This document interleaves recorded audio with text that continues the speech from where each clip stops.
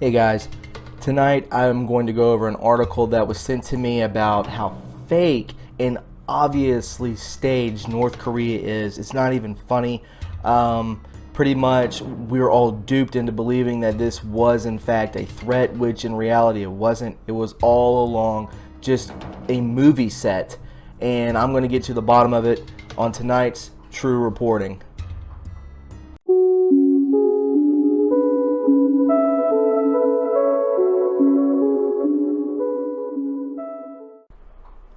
Hey guys, this article is entitled North Korea is a Fake CIA State, and it's by jaysanalysis.com, and it was posted in 2017. But what has come out, looking now with open eyes and a realization of what it really was, we see Trump denuclearizing North Korea.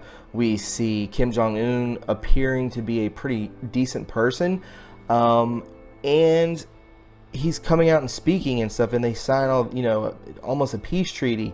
We're almost to that point already, and it was one day. So I wanted to get into this because it's absolutely astonishing how fake this place was now looking at it with clarity. So if we look at it, North Korea is a fake state, totally staged and hilarious North Korean photos. Let's go ahead and hop into this. This is True Reporting.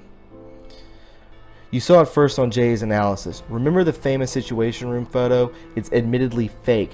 Breaking. White House claims North Korea has no missile capability. I can't stop laughing. From the get-go, Jay's Analysis called the North Korean theater operations recently occurring as a staged event, pointing out that anything real that happened would be by the machinations of the Western establishment itself. Last night I became entranced by North Korean media photo ops and ended up staying up researching these hilarious pictures, getting no sleep.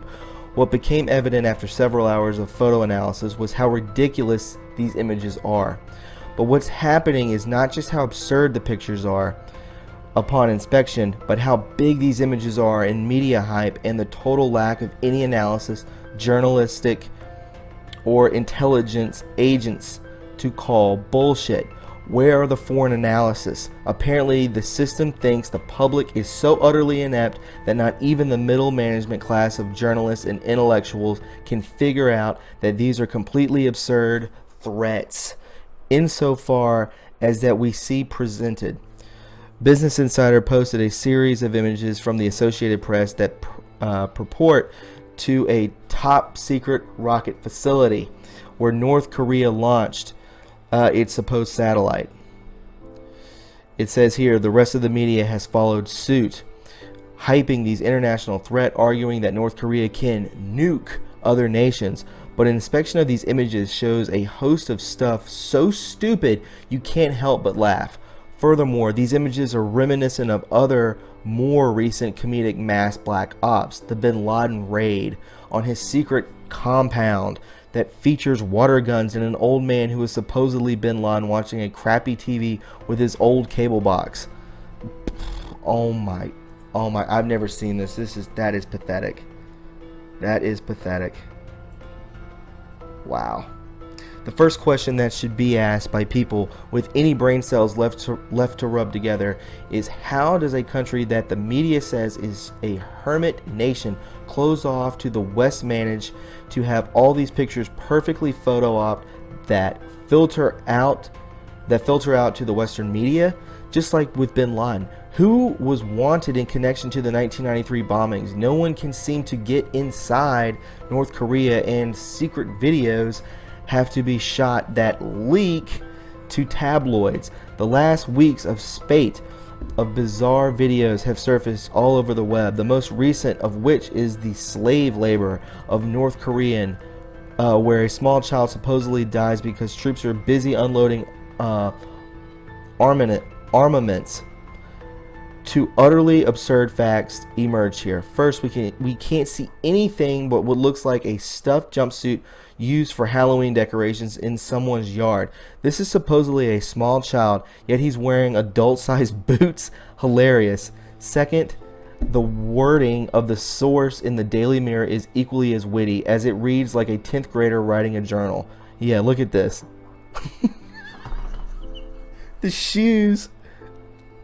Oh my god, a child of around 10 sits dying of starvation by the side of the road while just yards away soldiers load enough rice onto trucks to feed families for weeks. As the young boy slumps on the grimy curb in his filthy oversized army jacket, locals strolled past zombie style without even glancing in his direction or displaying any ounce of pity for his wretched plight.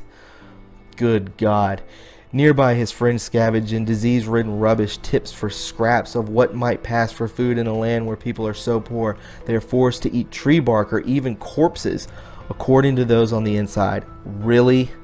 And not far away, prisoners are herded from their harsh labor camps to frantically dig out crops from frozen ground while trigger-happy troops hover over them, waiting for one of them to make the wrong move that could end with death. Who talks like that?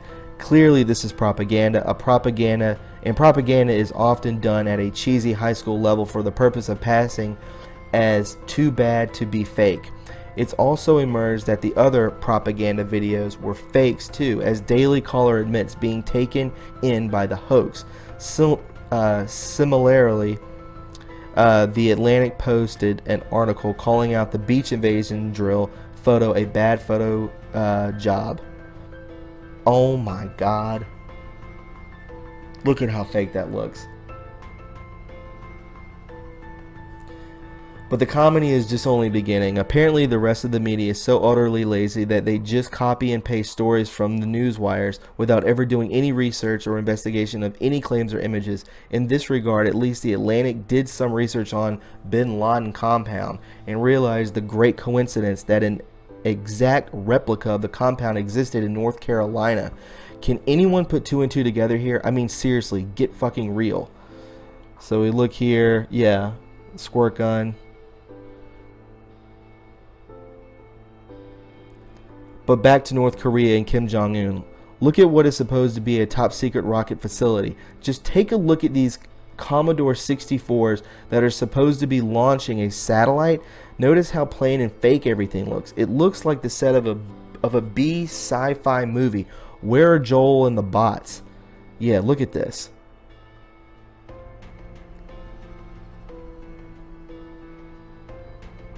Now consider the same local in the Daily Mail, which includes a ridiculous greeting in English. Purportedly, this would be the benefit of the AP reporters who are privileged to take all the images we see in the Western media. These are so ridiculous, anyone with any sense could look at it and see that it's a joke, but the public and the media literally are that retarded. Here are the scientists playing Pong before they threatened to nuke the West by launching an ICBM level missile technology. Look at this.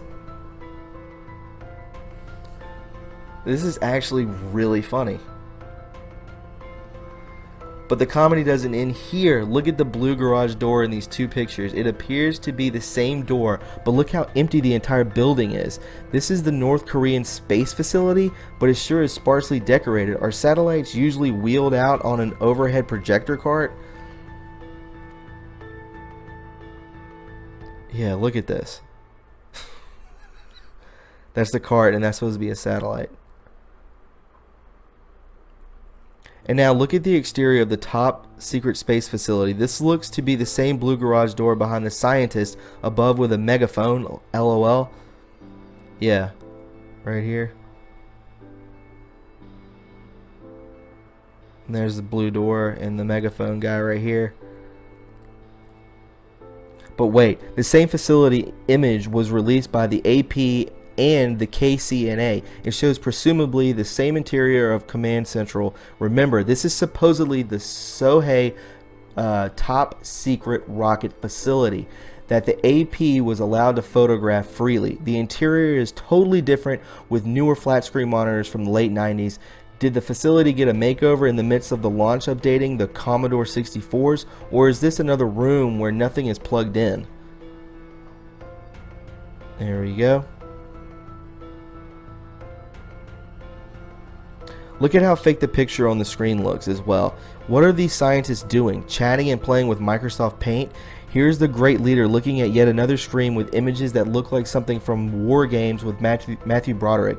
Remember, that is what all the media and establishments claim are real images of real top secret facility that all the West is supposed to be in fear of. Yeah, so we look here. Maybe it'll pull up a little bigger. Well, yeah, they're just... What are they looking at? They're not really looking at anything.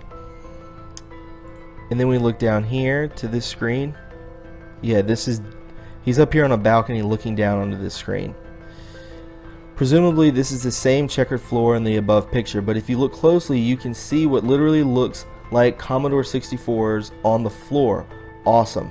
Remember, this is the same facility that poses as a great threat to the West. Are you laughing yet? The joke's on you. Again, where is anyone in the media or even alternative media pointing out any of this absurdity? To date, no one has apparently questioned these, but the show's not over. Kim Jong-un, the great threat to civilization, uses what appears to be a droid cell phone, but all cell phones can easily be surveyed, tracked, and traced.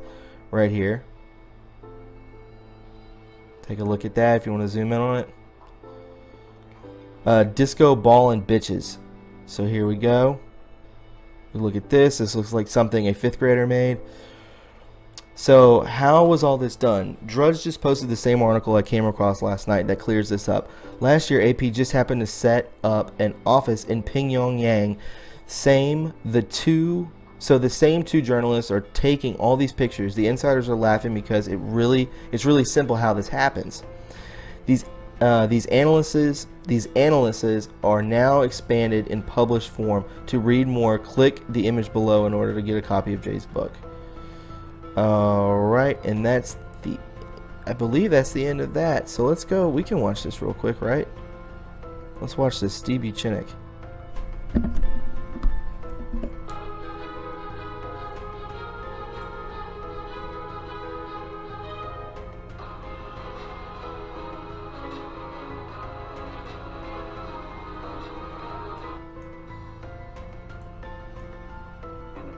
Mortuary to kill a man who never existed, shot him in the head, and then they went out of their way to create a most convoluted story of how they buried the body in the water. And I don't have to go into that detail. Everybody knows that around the world, and it's become kind of a joke where the American government can't even explain why they don't have the DNA or the pieces and the parts. Well, be it as it may, the most important part of this story, and why I come back to say this on the podcast, is that the intelligence community could not give up the storyline that Osama bin Laden was killed. So they tried to convince me through meetings and through other videos and all, and I said to them, look, let's not bother each other. I'm a member of the Association of Former Intelligence Officers, member of the National Military Intelligence Association, but also I'm a member of the Academy of Arts and Sciences as a producer. And I said to them, go make a storyline. If you want to write fiction, you write fiction, I'll write fiction. Wow, yeah. So he's talking about Bin Laden obviously just being a joke. Buried in a pond. The CIA came in and provided us with a TV show called Homeland, total fabrication of their ability to either penetrate or double up or be able in any way to penetrate a terrorist group, if anything, and create terrorist groups like Al-Qaeda, then send them out to Syria, and then they say we attack them. So, correct. I totally get that too. Yeah, they create ISIS, and then we go and attack them. So, and the 10 of them were subsequently arrested. And in contrast to today, they stood up for a principle called the Fifth Amendment, the right not to be self-incriminated.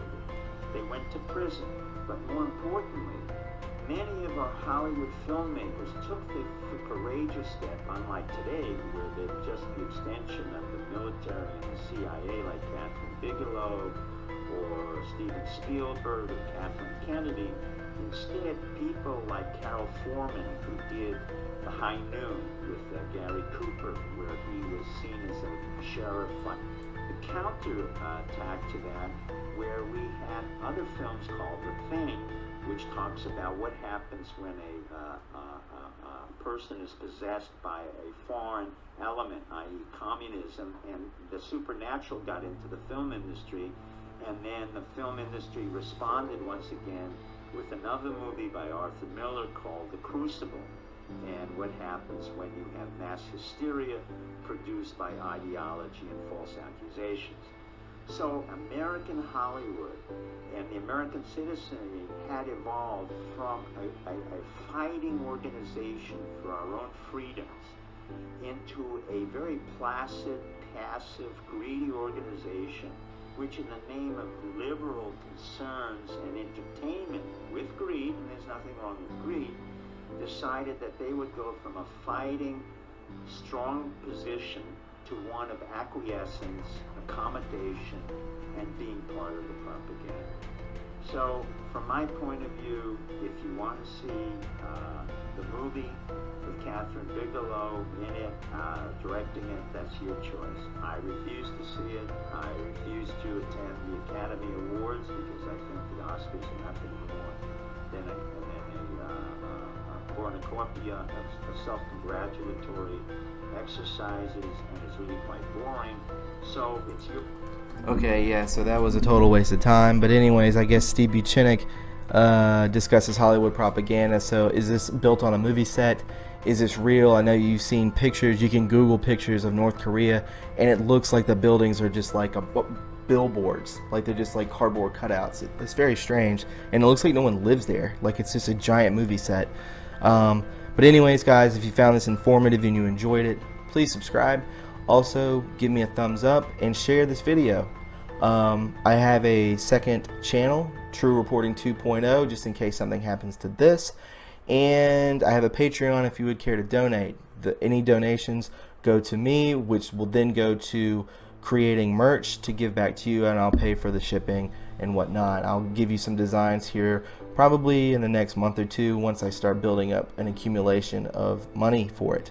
So anyways, guys, I hope you have a great evening, and let's get ready for the weekend, right? We'll talk to you guys later. Bye.